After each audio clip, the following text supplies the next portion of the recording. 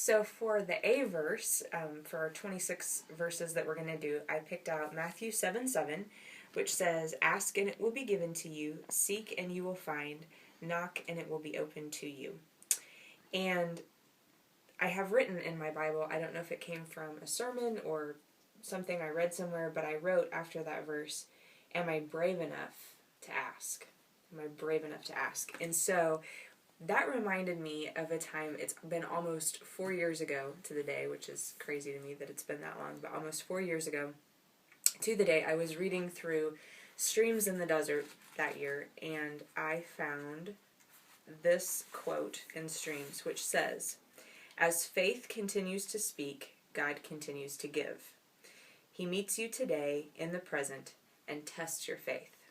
And I wrote in my journal after I wrote that quote, and then I wrote after it, "Lord, I know my faith is not what it could be.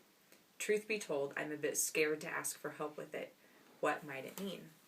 And I find it very ironic that I prayed that. That was right before I went into my relationship with Isaac, and I had no idea that that whole relationship was going to be not at all about me ending up with a person I thought I was going to marry, and completely about God drawing me to a place of faith that I'd never been to before. And when I went back and read my journal at the end of that journey, even though I was brokenhearted that it didn't end up the way I thought it was going to in the love aspect of it, I saw how God had answered every single prayer I prayed. And there were many times when I asked for something thinking I was asking for this, and God answered it by giving me this. And so I guess the bottom line for me with this verse is that when you ask and when you seek and when you knock,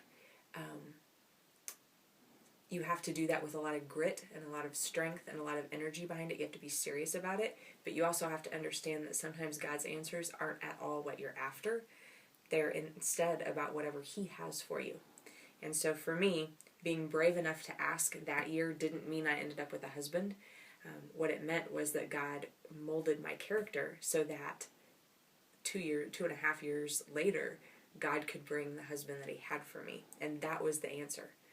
And so it's a hard thing. It's a hard thing to ask, and it's a hard thing to put forth the energy for the journey that God might require of you when you ask. But it's so worth it in the end. So completely worth it. So I'm in another season now of asking for things that Ryan and I are working on right now.